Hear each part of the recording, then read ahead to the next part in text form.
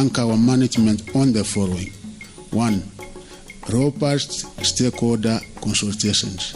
As a ministry and working with the key agencies, we will work together with all sector players while embracing regular consultations and public participation in line with our Constitution. In this, we will take a cue from the example already set through the Presidential Working Party on education reforms, which has combed every part of our country to correct the views from all Kenyans. 2. Ensuring staff and technical officers work with the formidable teamwork.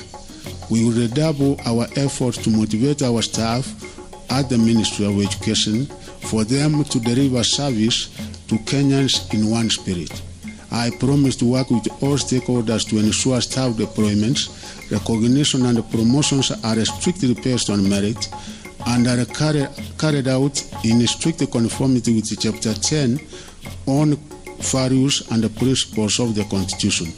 I am arrived at the fact that regardless of how smart our policies will be, they will always be doomed to failure unless our implementing staff are motivated to work well, since they sit at the execution desk and close at the consumers of our services. 3. Focused reform of policies and regulations. We are looking at the Presidential Working Party to make recommendations about laws, policies and regulations in our sector. We have seen a number of attempts to amend some of the existing laws, policies and regulations, a few of which are currently pending before the National Assembly.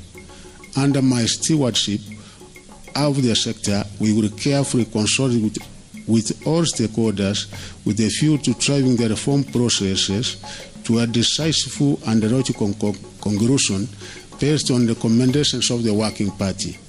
We will appeal on the respective committees of the National Assembly and the Senate to be patient with us as we will regularly knock on their doors as we seek these legal and policy reforms.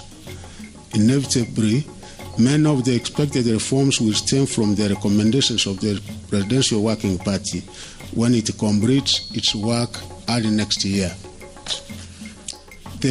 This being my inaugural function for the release of Kcpe examination results, I feel ready that we have successfully administered 2 national examinations concurrently at the primary school level, and the results for the Kcpe examinations are ready within a period of 20 days. I wish to thank His Excellency the President, Dr. William Samoei Ruto, for his leadership and support during the conduct of the 2022 Kcpe examinations. The President led the multi-agency team and the Cabinet Secretaries in monitoring of the administration of Kcpe examination, where they visited examination centers and exhibited support for the candidates. My Cabinet colleagues praised the morning code to be at the examination containers in solidarity with the contracted personnel, approved that the current administration is determined to maintain a credible national examinations.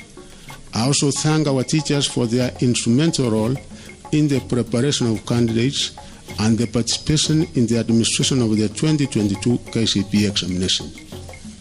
I applaud the center managers, supervisors, invigilators, examiners, sub-count directors of education, deputy county commissioners, and security officers who played exemplary roles in helping us deliver a credible examination.